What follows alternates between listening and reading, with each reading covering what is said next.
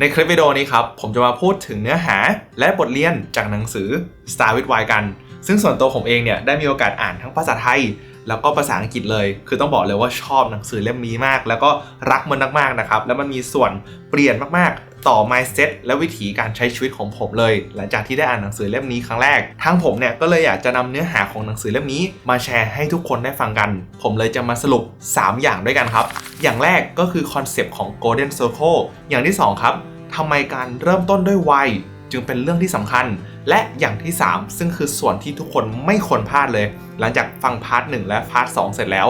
มันคือเรื่องของวิธีการตามหา Why ของคุณนั่นเองและผมจะบอกก่อนว่าการหา Why เนี่ยมันไม่ใช่แค่การถามตัวเองนะครับว่าเราทำสิ่งนี้ไปทำไมหรือว่าถามตัวเองไป5รอบเพื่อเจอคำตอบนั่นไม่ใช่ที่วิธีการหา Why นะผมขอบอกไว้ก่อนเพราะฉะนั้นอยู่ดูให้จบนะครับแล้วผมจะเฉลยวิธีการเจอ Why ของคุณภายหลังจบคลิปนี้ครับเรามาเริ่มกันที่ส่วนแรกเลยก็คือเนื้อหาของ The Golden Circle นี่คือคอนเซปต์ครับที่ถูกคิดค้นโดยคุณไซมอน ซิเน็กซึ่งก็คือคนที่เขียนหนังสือเล่มนี้นี่แหละแล้วคำถาม The Golden Circle นี้คืออะไรผมอยากขอเริ่มอย่างนี้ครับว่า The Golden Circle คือคอนเซปต์ที่ทางคุณไซมอน ซิเน็กค้นพบหลังจากที่เขาไปทำการวิจัยและไปหาคำตอบว่าอะไรที่ทำให้บริษัทหนึ่งหรือว่าคนคนหนึ่งเนี่ยสามารถสร้างแรงบันดาลใจและเข้าถึงใจคนได้มากกว่าคนอื่นๆและจากคำตอบที่เขาได้ค้นพบเขาได้เห็นว่าคนเหล่านั้นครับคนที่สามารถสร้างแรงบันดาลใจให้ผู้คนได้เนี่ยและสามารถสร้างการขับเคลื่อนผ่านทางสังคมได้คนเหล่านี้เขามีวิธีการคิดและมีวิธีการพูดที่เหมือนกัน 100% แล้วมันตรงกันข้ามจากวิธีที่คนส่วนใหญ่ใช้สื่อสารกันเลย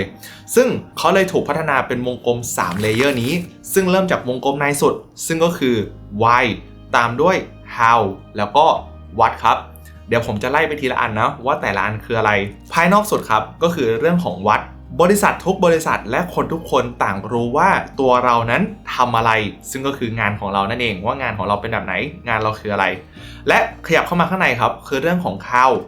มีคนกลุ่มน้อยลงมาเมื่อเทียบกับกลุ่มของ what ที่เขารู้ว่าเขาทำสิ่งที่เขาทำอยู่อย่างไรก็คือเรื่องของกลยุทธ์ value proposition หรือว่ากระบวนการหรือวิธีการที่เราใช้ในการสร้างวัดหรือสร้างงานของเราเนี่ยให้เกิดขึ้นและวงในสุดครับมีเพียงคนน้อยคนและบริษัทน้อยบริษัทมากที่สามารถอธิบายออกมาได้อย่างชัดเจนว่าบริษัทเนี้ยมีอยู่ไปทำไมซึ่งมันก็คือเรื่องของ why นั่นเองคำว่า why เนี่ยมันไม่สามารถเป็นเรื่องของเงินได้ด้วยนะเราไม่สามารถทำสิ่งนี้ได้เพราะเงินครับมันเป็นเพียงแค่ผลพลอยได้จากสิ่งที่เราทำเท่านั้นแต่คำถามของ why เนี่ยมันคือการถามคำถามที่ว่าเรามีอยู่ไปทำไมในเหตุผลที่มัน beyond มากกว่าเงินคือเราต้องการจะสร้าง impact เราต้องการจะสร้างคุณค่าหรือเราต้องการจะสร้างผลกระทบแบบไหนในเชิงบวกให้กับสังคมผ่านการมีอยู่ของบริษัทของเราซึ่งนี่แหละครับคือคำถามในเรื่องของ why แล้วบริษัทไหนนะที่สามารถสื่อสาร why ของตัวเองออกมาได้อย่างทรงพลังมากเนี่ยบริษัทนั้นครับจะมีความสามารถในการสร้างแรงบันดาลใจให้ผู้คนได้มากขึ้นเพราะว่าเขาไม่ได้เอาสิ่งที่เขาทำหรือว่าสิ่งที่เขาขายเป็นตัวตั้งแต่เขาเอาเรื่องของจุดยืนอุดมการณ์และความเชื่อของตัวเองเนี่ยเป็นแก่นในสุดเลยและเอาของที่ตัวเองสร้างแต่ละอย่างหรือว่าสินค้าแต่ละอย่างเนี่ยมาเป็นสิ่งที่เรียกว่าประกอบร่างให้ความเชื่อหรืออุดมการณ์นั้นน่ะเกิดขึ้นและเป็นไปได้มากขึ้นผมจะยกตัวอย่างให้เห็นภาพมากขึ้นนะตามหนังสือเลยเพื่อจะได้รับเนื้อหาตามหนังสือครบถ้วนตัวของคุณไซมอน ซิเน็กเนี่ยมักจะชอบยกตัวอย่างเรื่องของ Apple เป็นหลักเพราะว่าหลายคนรู้จักแล้วมันก็เชื่อมโยงกันได้ง่ายดีผู้ก่อตั้งของ Apple เนี่ยก็คือสตีฟ จ็อบส์ซึ่งสตีฟ จ็อบส์ครับเขามี why ในเรื่องของการคิดต่างเขามี why ในเรื่องของการอยากท้าทายอะไรที่มันเก่าๆอยู่ตลอดเวลาเขาอยากสร้างโลกที่คนตัวเล็กเนี่ยสามารถท้าทายคนตัวใหญ่ได้และด้วยความเชื่อแบบนั้นและด้วยอุดมการณ์แบบนั้นครับทางเขาจึงได้สร้างเครื่องมืออุปกรณ์อิเล็กทรอนิกส์ไม่ว่าจะเป็น MacBook Apple หรืออะไรต่างๆเนี่ยเพื่อมาซัพพอร์ตอุดมการณ์ตรงนั้นคือการสร้างเครื่องมือที่ทรงพลังมากแล้วมอบให้กับคนตัวเล็กเพื่อให้คนตัวเล็กเนี่ยสามารถออกไปสร้างสิ่งที่ยิ่งใหญ่แล้วมาท้าทายกับคนตัวใหญ่ได้นี่คือ why ของ Apple และเพราะ why เขามันแน่นมากครับเขาเลยสามารถแสดงออกมาได้ชัดมากว่าสิ่งต่างๆที่เขาทำเนี่ยมันต่างเอามาเพื่อซัพพอร์ตจุดยืนและความเชื่อและอุดมการณ์ตรงนั้นและสิ่งที่พิเศษมากๆก็คือ เมื่อเขาเริ่มต้นด้วยจุดยืนที่ชัดครับและเขาแสดงตรงนั้นออกมาได้แบบชัดมากๆเขาก็เริ่มดึงดูดและสื่อสารกับกลุ่มคนที่เชื่อในสิ่งเดียวกันกับเขาออกมาเขาสื่อสารกับกลุ่มคนที่มีความคิดต่างที่มีความคิดว่าอยากจะท้าทายสิ่งเดิมๆเขาดึงดูดคนเหล่านั้นเข้ามาและคนเหล่านั้นคือกลุ่มคนที่มักจะซื้อสินค้า Apple และเชื่อไหมครับว่าเหตุผลหลักๆที่คนซื้อสินค้า Apple เนี่ยถึงแม้ว่าถ้าเราไปถามเขาว่าทำไมถึงซื้อ Apple คนอาจจะบอกว่ามันดูสวยดีมันมีคุณภาพดีเครื่องมันไวดีมันใช้ได้นานอันนั้นเป็นระดับเหตุและผลนะแต่จริงๆแล้วในระดับอารมณ์เนี่ยมันเป็นเพราะว่าคนคนนั้นนะครับมีความเชื่อบางอย่างที่ตรงกันกับความเชื่อของ Apple แล้วก็ Steve Jobs เขาเลยเลือกที่จะซื้ออุปกรณ์เครื่องนั้นที่ผลิตโดย Apple เพื่อให้สิ่งนั้นเนี่ยสะท้อนความเชื่อของเขาออกมาว่าเขาก็เชื่อแล้วก็ยืนหยัดในเรื่องนี้เหมือนกันและเดี๋ยวผมจะอธิบายเพิ่มเติมตรงนี้เพราะว่าเรื่องของคอนเซปต์ The Golden Circle เนี่ยมันสอดคล้องกับกระบวนการทำงานของมนุษย์แบบเป๊ะๆเลยแล้วผมอยากจะโชว์เป็นภาพนี้ครับซึ่งจะเห็นในภาพนะว่าวงกลมฝั่งขวาฝั่งนี้มันจะสะท้อนถึงสมองของมนุษย์ถ้าหากเรามองจากข้างบนลงมาข้างล่างและเราจะเห็นครับว่าวงกลมภายนอกสุดที่เป็นสมองของมนุษย์เนี่ยมันจะเรียกว่า Neocortex สมองพาร์ทนี้เนี่ยจะรับผิดชอบเรื่องของการคิดเชิงวิเคราะห์การคิดเชิงตรรกะคราวนี้ถ้าเราขยับเข้าไปสมองภายในครับส่วน Limbic Brain สมองส่วนนี้มันจะรับผิดชอบเรื่องของอารมณ์มันจะรับผิดชอบเรื่องของความรู้สึกต่างๆของมนุษย์แต่ปัญหาของสมองพาร์ทในเนี่ยจริงๆมันไม่ใช่ปัญหาหรอกแต่มันคือความรับผิดชอบของมันมันไม่ได้รองรับสิ่งที่เรียกว่าภาษาครับภาษามันเกิดขึ้นจากสมองชั้นนอกเพราะเหตุนั้นเนี่ยเวลาที่เราอธิบายความรู้สึกบางอย่างมันจึงเป็นเรื่องที่ยากมากๆเพราะสมองส่วนของความรู้สึกมันเกิดขึ้นจากสมองส่วนลิมบิกซึ่งไม่สามารถรับรองภาษาได้แล้วสมองส่วนนอกครับ Neocortex พยายามจะหาคำพูดต่างๆที่เรารู้เนี่ยมาอธิบายความรู้สึกข้างในนั่นเป็นผลว่าทำไมเรื่องของความรู้สึกมันจึงอธิบายยากมากๆและทำไมเรามักจะมีพวกสำนวนต่างๆเพื่อช่วยให้เราอธิบายสิ่งต่างๆได้เข้าใจและลึกซึ้งมากขึ้นซึ่งทำไมสิ่งนี้ถึงสำคัญสิ่งนี้สำคัญเพราะว่า why ของเราครับมันอยู่ส่วนลึกสุดหรือก็คือส่วนในสุดที่เป็น limbic brain ของสมองเราเลยและนั่นเป็นเหตุผลว่าทำไม why ของเรามันจึงเป็นสิ่งที่หายากและอธิบายยากมากๆครับมันอยู่ในสมองพาร์ทของความรู้สึกและหน้าที่ของตัวเราแต่ละคนเนี่ยที่หนังสือเล่มนี้ทำเขียนออกมาเป็นเล่มได้มันคือการที่เราจะต้องหาคำพูดครับไปจับให้ได้ว่า why ของเราที่เป็นแก่นตรงกลางเนี่ยมันคืออะไรและนำมันออกมาสื่อสารถ้าหากเราสามารถจับคำนั้นได้จับคำที่ประกอบร่างเป็น why เราได้และสื่อสารมันออกมาครับมันคือเปลี่ยนความรู้สึกของเราเปลี่ยนความเชื่ออุดมการณ์ที่มันเป็นสิ่งที่จับต้องไม่ได้อยู่ในพาร์ทของความรู้สึกเนี่ยออกมาสื่อสารได้เมื่อไหร่ไอ้ส่วนนี้แหละมันคือส่วนที่จะเข้าไปอยู่ในใจของผู้ฟังได้เพราะส่วนของความรู้สึกก็คือส่วนที่สามารถสื่อสารพุ่งเข้าไปตรงเข้าไปถึงพาร์ทของ Limbic Brain ของผู้ฟังด้วยมันเป็นเหตุผลที่ว่าทำไมเราดู Apple เราดูอะไรที่แบบเจ๋งๆมากแล้วมันดูสร้างแรงบันดาลใจมากเรารู้สึกแบบอธิบายไม่ได้นะว่าทำไมคนนี้ถึงมีแรงบันดาลใจให้เราจังเลยทำไมคนนี้ถึงดูแตกต่างทำไมคนนี้ทำให้เรารู้สึกขนลุกมันเป็นเพราะว่าคำพูดของเขาครับมันสามารถเข้าตรงถึงความเชื่อหรือสมองพาร์ท Limbic Brain คุณได้และนั่นมันเลยทำให้คุณ start action บางอย่างมันทำให้คุณรู้สึกบางอย่างแล้วมันทำให้คุณรู้สึกอยากมีส่วนร่วมกับเขาโดยที่คุณอธิบายไม่ได้เหมือนกันและนั่นแหละครับคือหน้าที่สำคัญของคนที่เป็นผู้นำที่เขาสามารถสื่อสาร why ออกมาได้แล้วคราวนี้คุณก็อาจจะสงสัยต่อว่าแล้วทำไมการที่เราจะสามารถสื่อสารให้ตรงเข้าถึงใจผู้ฟังเพื่อให้เขาสามารถเกิดแรงบันดาลใจผ่านคำพูดของเรามันจึงเป็นเรื่องที่สำคัญผมเลยจะพาทุกคนมาสู่พาร์ทที่2ครับว่าทำไมเรื่องของการเริ่มต้นด้วย why หรือการสื่อสาร why ออกไปมันจึงเป็นเรื่องสำคัญเพราะมันจะมีทฤษฎีหนึ่งครับหรือว่าคอนเซปต์หนึ่งที่เรียกว่า the laws of diffusion of innovation หรือภาษาไทยก็คือการแพร่กระจายของนวัตกรรมกราฟภาพนี้จะเป็นภาพระฆังคว่ำที่แสดงให้เห็นว่าคนในสังคมเนี่ยเขาจะถูกกระจายไปตามแต่ละส่วนของภาพตัวระฆังคว่ำนี้ซึ่งเดี๋ยวผมจะเริ่มอธิบายไปทีละตัวนะเพื่อให้คุณเข้าใจภาพตามผมได้มากขึ้นเริ่มที่กลุ่มแรกครับกลุ่ม 2.5% นี่คือกลุ่ม innovators หรือว่ากลุ่มผู้บุกเบิกครับกลุ่มนี้คือกลุ่มคนที่เขาเป็นคนส่วนน้อยมากในสังคมเขาคือคนที่แบบมีวิสัยทัศน์มากๆยกตัวอย่างเช่นก็คือ Steve Jobs อีลอน มัสก์อะไรอย่างเนี้ยพี่ CK ก็นับเป็นหนึ่งในนั้นนะครับแล้วนี่คือกลุ่มคนที่คิดอะไรไปไกลเกินคนส่วนใหญ่มากๆแล้วเขาคือกลุ่มคนที่กล้าคิดกล้าลงมือทำสิ่งใหม่ๆที่หลายคนหรือคนส่วนใหญ่กว่า 97.5% เนี่ยไม่กล้าทำคราวนี้กลุ่มส่วนที่2ครับซึ่งมีจำนวน 13.5% และมีชื่อเรียกว่า early adopters หรือว่า ผู้นำสมัยนี่คือกลุ่มคนครับที่มักจะรู้สึกอยากลองทำอะไรใหม่ๆอยู่ตลอดเวลาซึ่งจะไม่ถึงขั้นเท่ากับแบบกลุ่มแรกนะที่เป็นตัวของ innovators แต่จะเป็นกลุ่มคนที่อยากลองใช้อะไรใหม่ๆลองซื้อสินค้าใหม่ๆมากกว่าชาวบ้านและมักจะตัดสินใจผ่านความชอบหรือความรู้สึกมากกว่าเหตุและผลว่าสินค้านี้คุ้มไหมหรือว่าไม่คุ้มแต่เขาจะเลือกเลยว่าเฮ้ยอันเนี้ยฉันชอบแล้วเขาก็จัดเลยนี่คือกลุ่มคนครับที่เขามักจะไปรอต่อแถวซื้อ iPhone เป็นคนแรกๆมากกว่าชาวบ้านเพราะว่าเขารู้สึกว่าการที่เขาได้จับเครื่อง iPhone เป็นคนแรกเนี่ยมันสะท้อนบางอย่างเกี่ยวกับตัวเขาว่าเขาคือคนแรกที่ได้สิ่งนี้นี่คือกลุ่มคนที่2ครับคราวนี้กลุ่มคนที่3ครับที่มีจำนวน 34% คือกลุ่มที่เรียกว่า early majority หรือก็คือกลุ่มทันสมัยนี่คือกลุ่มคนส่วนใหญ่และที่เขามักจะไม่เริ่มทำอะไรบางอย่างจนกว่าจะมีใครลองทำก่อนแล้วซึ่งแน่นอนครับเขาจะรอให้กลุ่มคนที่เป็น innovators และ early adopters เนี่ยลองทำก่อนจนเขาเห็นผลลัพธ์ว่าสิ่งนี้ปลอดภัยและสิ่งนี้ดีจริงเขาถึงจะเริ่มตัดสินใจ make a move หรือว่าซื้อสินค้าบางอย่างหรือลองทำบางสิ่งบางอย่างเมื่อเห็นชัดแล้วว่าสิ่งนี้โอเคและปลอดภัยจริงๆกลุ่มถัดมาครับคือกลุ่มอีก 34% ครับเป็น late majority หรือก็คือกลุ่มล้าสมัยนี่คือกลุ่มคนครับก่อนที่เขาจะทำอะไรสักอย่างนะเขาจะ make sure เลยว่าสิ่งนั้นคุ้มค่ากับเงินที่เขาลงสิ่งนั้นจะไม่ทำให้เขาเสียเวลาและสิ่งนั้นจะไม่ทำให้เขาเจ็บปวดแล้วเวลาซื้อของอะไรก็มักจะรอช่วงเวลาพิเศษอย่าง11 11 12 12ก่อนที่เขาจะทำการสั่งซื้อแต่ละอย่างเพราะเขาอยากให้รู้สึกว่ามันคุ้มค่ากับตัวเขามากที่สุดแล้วก็มาถึงกลุ่มสุดท้ายครับหรือว่าคือกลุ่ม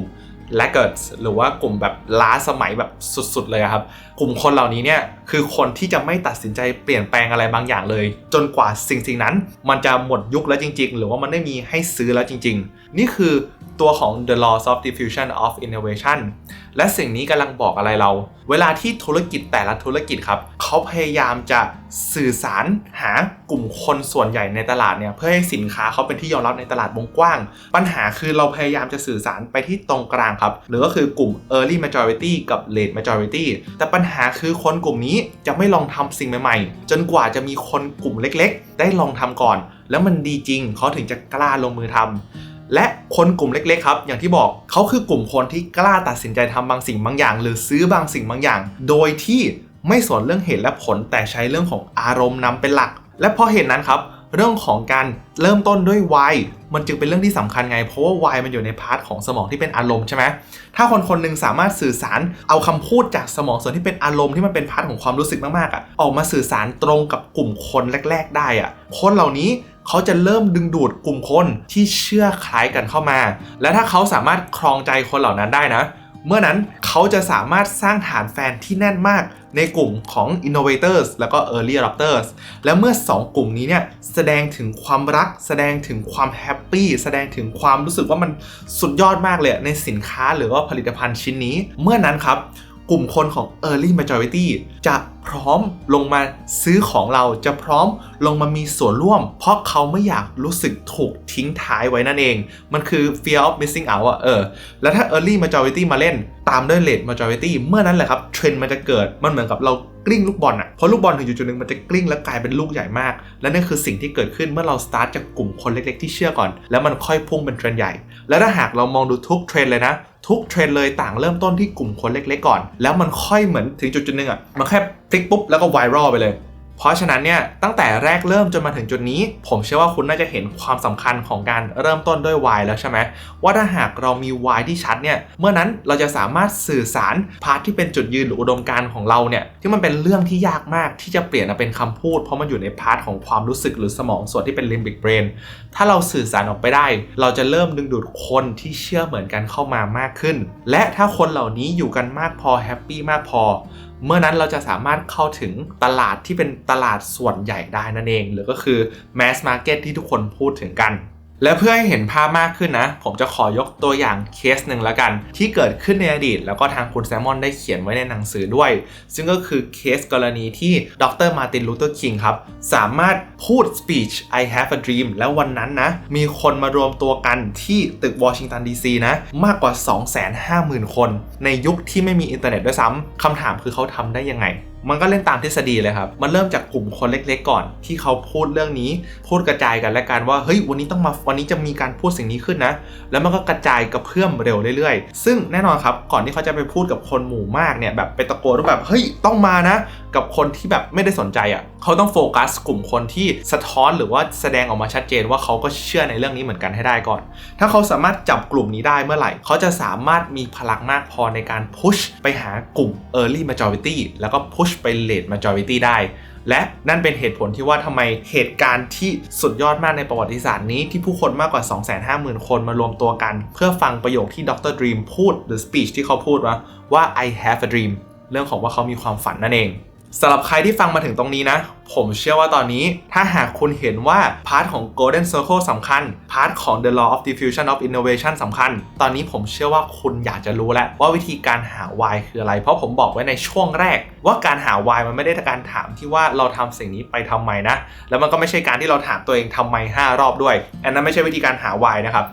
เพราะเรื่องของ why จริงๆแล้วเนี่ยที่ทางคุณไซมอนซิเนกบอกเลยนะมันไม่ใช่สิ่งที่เราแค่คิดขึ้นมาครับแต่มันคือสิ่งที่เราค้นพบผ่านการที่เรามองย้อนไปในอดีตของตัวเองไม่ได้มองหาคำตอบด้านหน้านะไม่ได้มองหาในอนาคตนะแต่คือการมองย้อนไปในเรื่องราวในอดีตของตัวเราเอง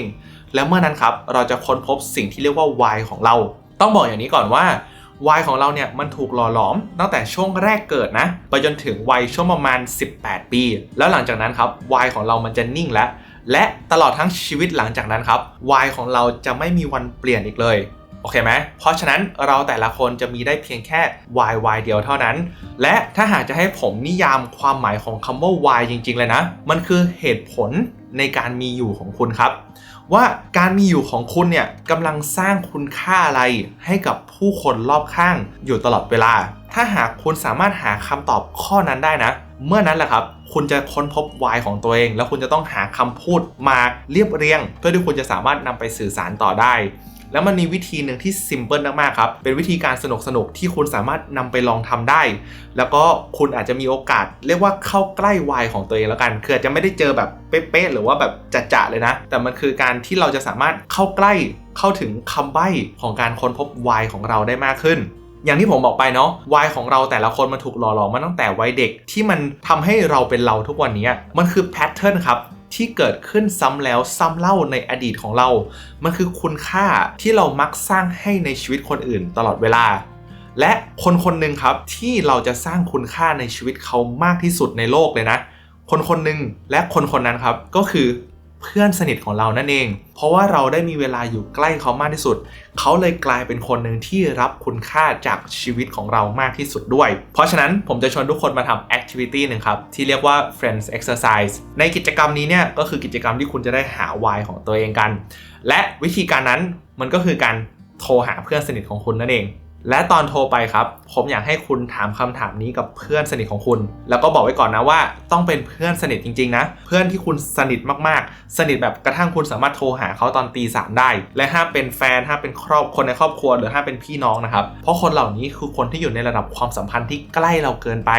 คราวนี้เวลาเราอยู่ใกล้กันเราอาจจะมองข้ามเรื่องของความรู้สึกด้านคุณค่าที่คนนี้ทำอะไรให้แต่มองเป็นเรื่องของความรักแทนแล้วความรักมันแน่นแฟ้นเกินไปครับมันเลยไม่เวิร์กในกิจกรรมนี้เราอยากให้โฟกัสที่คนที่เป็นเพื่อนสนิทจริงๆนะโอเคไหม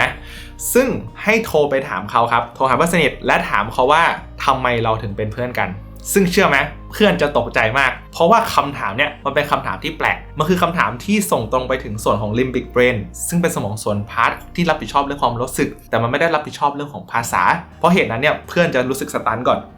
และถ้าหากเพื่อนเขาตอบกลับมาการันตี100%เพื่อนจะตอบประมาณว่า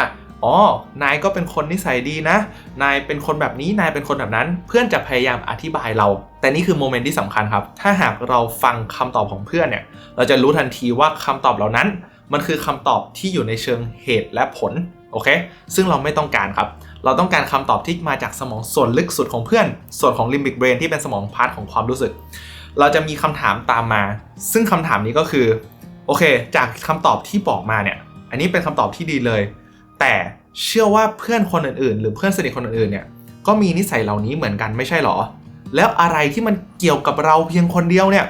ที่ทำให้เราเป็นเพื่อนกันโ โอเคคราวนี้เพื่อนก็จะมองหาคำตอบบางอย่างแล้วก็พยายามหาคำตอบบางอย่างมาตอบคุณและมีโอกาสสูงมากที่เขาก็จะตอบเป็นเหตุและผลอีกแล้วคุณก็ต้องกดดันเขานะครับคุณต้องกดดันเขานะครับอย่าปล่อยให้มันง่ายนะเพราะว่าผมลองทำกับเพื่อนผมแล้วเพื่อนจะแบบรู้สึกอึดอัดเราต้องกดดันเพื่อนจนเขารู้สึกอึดอัดจนเขาหาคำตอบไม่ได้แล้วเขาจะนี่แหละหาคำตอบบางอย่างมาตอบคุณแล้วคุณก็จี้ถามกลับอันนี้คนอื่นมีไหมนอกจากคุณแล้วก็มีโอกาสสูงที่ก็จะมีอีกแล้วเขาก็จะชวนคิดอีกแล้วก็ชวนเขาคิดไปเรื่อยๆเนาะมันจะสนุกมากแล้วมันจะฮามากเราต้องกดดันเขาในถึงพาร์ทที่เขาเริ่มรู้สึกว่าเขาแบบอธิบายไม่ถูกแล้วมันถึงจุดหนึ่งที่เขาจะเลิกอธิบายเกี่ยวกับความเป็นเราหรือว่าตัวเราและเริ่มอธิบายเกี่ยวกับความรู้สึกของเขาเวลาที่เขาอยู่กับเราหรือว่าเวลาที่เขาเจอเราถ้าพาร์ทนั้นมาถึงเนี่ยให้ตั้งใจฟัง 100% เลยครับว่าความรู้สึกที่เพื่อนพูดออกมาเนี่ยเขาพูดอะไรและมันทำให้คุณรู้สึกยังไง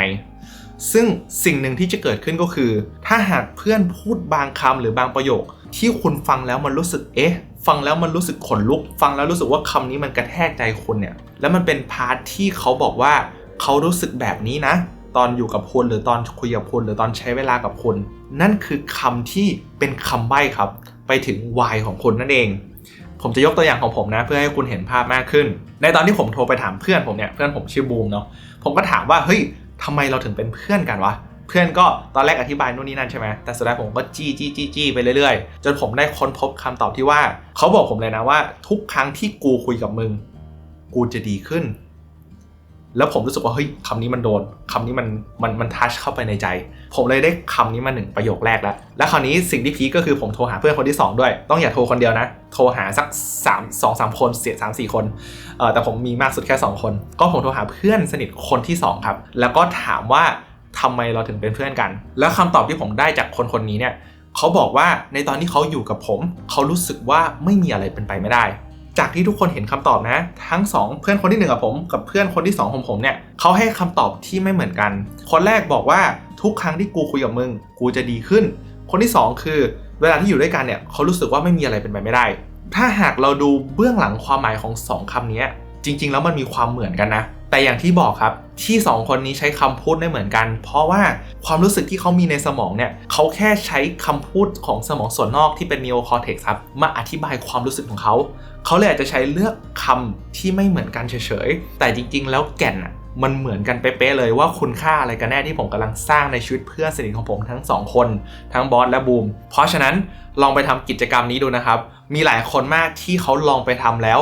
เขาได้ฟีดแบ็กกลับมาที่ดีมากๆบางคนอาจจะไม่เจอ why นะแต่มันก็ทำให้เขารู้จักตัวเองมากขึ้นผ่านการที่เขาได้ถามประโยคนี้หรือถามคำถามนี้กับเพื่อนสนิทของเขา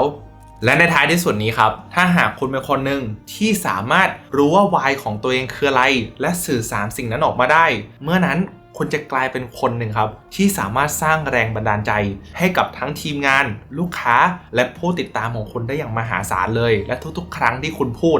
คำพูดมันจะไม่ได้แค่สิ่งที่คนฟังแต่มันคือคำพูดที่เข้าถึงใจผู้คนและนี่คือสิ่งที่ผมอินมากๆและคือสิ่งที่ผมอยากให้หลายคนได้เข้าใจสิ่งนี้กันมากขึ้นครับว่า why มันไม่ใช่แค่เรื่องของการถามแค่ว่าทำสิ่งนี้ไปทำไมและทำไปเพื่ออะไรแล้วมันไม่สามารถเป็นเรื่องของเงินได้ด้วยมันคือสิ่งที่ถูกค้นพบครับมันไม่ใช่การหาคำตอบจากอนาคตด้วยนะเรื่องของ why มันคือการที่คุณต้องนั่ง reflect เรื่องราวของตัวเองค้นพบสิ่งที่ถูกหล่อหลอมมาตั้งแต่วัยแรกเกิดจนถึงวัยอายุ18 ปีและโอกาสทั้งชีวิตของคุณหลังจากนี้ครับคุณมีแค่2โอกาสเท่านั้นโอกาสที่จะใช้ชีวิตสอดคล้องกับ why และเป็นตัวเองจริงๆและเป็นตัวตนที่ดีที่สุดของคุณของความเป็นคุณและลักษณะนิสัยของคุณหรือใช้ชีวิตอีกเส้นทางหนึ่งที่ไม่สอดคล้องกับเรื่องของ why เลยและไปวิ่งตามอะไรที่มันเป็นโลกภายนอกและท้ายที่สุดคุณจะค้นพบว่าคุณนั้นรู้สึกไม่ fulfill รู้สึกไม่เติมเต็มถึงแม้จะทำเงินได้และมีความสำเร็จอะไรมากมายมหาศาลนะคุณจะรู้สึกว่าชีวิตของคุณไม่เติมเต็มเลยเพียงแค่คุณไม่รู้ว่า why ของคุณคืออะไรเพราะฉะนั้นลองดูนะครับและสำหรับใครที่มองว่าการโทรหา why แล้วถามเพื่อนเนี่ยเ เป็นสิ่งที่ไม่ค่อยเวิร์กกับตัวเองหรือว่าลองแล้วหาคำตอบไม่ได้ทางผมก็มีรับหาวายอยู่นะครับเพราะว่าผมอินกับคอนเซปต์เรื่องนี้มากอย่างที่บอกเนาะผมเลยไปซื้อคอร์สของทางคุณไซมอนซิเนกแล้วก็อ่านหนังสือ Find Your Why แล้วก็ได้สรุปมาเป็นแก่นในการหาวายคนหนึ่งเลยและโดยปกตินะการหาวายที่ผมใช้หาให้คนอื่นนะครับให้ลูกค้าผมเนี่ยผมก็ใช้เวลามากถึง 3-4 ชั่วโมงเลยนะจนกว่าจะเจอ why ของคนนั้นเพราะมันจะมีกระบวนการที่คนนั้นเนี่ยจะต้องไปนำเรื่องราวในอดีตในชีวิตของตัวเองเนี่ยที่มีอิทธิพลมากในการทำให้เขาเป็นเขาไม่ว่าจะเรื่องดีหรือเรื่องร้ายเนี่ยเขาต้องเตรียมเรื่องราวเหล่านั้นมาครับแล้วนำมาแชร์ให้กับผมได้ฟังและหน้าที่ของผมนะผมจะเป็นผู้ฟังที่ดีคนหนึ่งเลยที่ทำให้คนหนึ่งรู้สึกว่าโอ้โหชีวิตนี้ไม่เคยมีใครตั้งใจรับฟังเขาขนาดนี้เลยเรื่องราวของเขาผมจะรับฟังเต็มที่และหน้าที่อันหนึ่งก็คือการที่ผมจะต้องแกะสิ่งที่เรียกว่าแพทเทิร์นครับแกะอะไรที่เกิดขึ้นซ้ำแล้วซ้ำเล่าในชีวิตของคนนั้นและถอดออกมาเป็นรหัสให้ได้ซึ่งรหัสที่ผมว่านี้ก็คือเรื่องของ why นั่นเองและสิ่งที่คนนั้นจะค้นพบตอนที่มาหา why กับผมเนี่ยก็คือทุกเรื่องราวที่สำคัญในชีวิตต่างมีแพทเทิร์นเดียวกันแพทเทิร์นที่เกิดขึ้นซ้ำแล้วซ้ำเล่าของคุณค่าบางอย่างที่เขามักจะส่งมอบให้กับอีกคนนึงในทุกเรื่องราวและถึงแม้หน้าแต่ละคนจะไม่ซ้ำกันนะแต่คุณค่าที่เขาส่งมอบให้เนี่ยสิ่งนี้มันจะเหมือนเดิมตลอดเวลาเลยและในตอนที่เขาค้นพบครับมันจะฟีลเหมือนกับยูเรกาโมเมนต์เลยอ่ะคนนั้นจะรู้สึกขนลุกคนนั้นจะรู้สึกว้าวมากๆแบบว่านี่แหละใช่นี่แหละคำตอบของเราว่าอะไรคือสิ่งที่เราเกิดมาเพื่อทำสิ่งนี้เราเกิดมาเพื่อ deliver สิ่งนี้จริงๆเราเกิดมาเพื่อ contribute สิ่งนี้จริงๆและด้วยผลลัพธ์ของการค้นพบสิ่งนั้นครับมันทำให้เขารู้เลยว่าตลอดชีวิตหลังจากนี้เขาอยากใช้ชีวิตเพื่อทำอะไรและเพื่อสร้างอะไรกันแน่และคำตอบหนึ่งที่ผมมักจะได้ค้นพบนะครับจากคนที่เขาได้เจอ why ของตัวเองคือมันทำให้เขารู้สึกว่าในแต่ละวันที่เขาได้ตื่นมาทำงานเนี่ยเขารู้สึกมีความสุขและมีความหมายมากขึ้นมากๆเพราะเขารู้ว่างานที่เขาทำเนี่ยมันกำลังมีผลกระทบในเชิงบวกกับใครสักคนอยู่แน่นอนเพราะมันมาจากคุณค่าที่มาจากตัวตนเขาและเขาได้ส่งมอบสิ่งนั้นให้กับสังคมหรือผู้คนนั่นเอง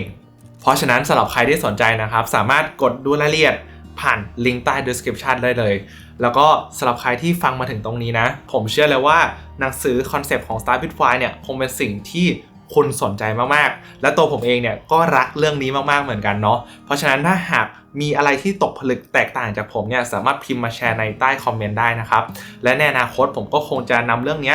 มาแชร์มากขึ้นแต่ด้วยบริบทและมุมมองที่แตกต่างออกไป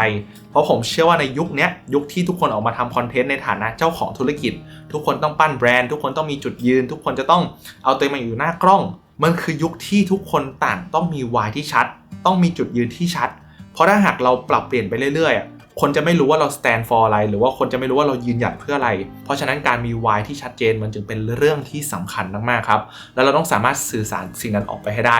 และเมื่อเราทำได้เราจะเริ่มดึงดูดกลุ่มคนที่คิดคล้ายกันเข้ามาและนี่คือสิ่งที่เรียกว่า tribe marketing ใช่ไหมที่ผมได้ฟังมันคือพวกการตลาดชนเผ่าการที่เราจะมีกลุ่มหรือว่าชนเผ่าของเราได้เราต้องมีความเชื่อที่เหมือนกันครับและนั่นเป็นเหตุผลว่าทำไมคุณต้องชัดว่า why คุณคืออะไรและต้องสื่อสารมันออกไปแล้วเมื่อนั้นครับธุรกิจของคุณจะโต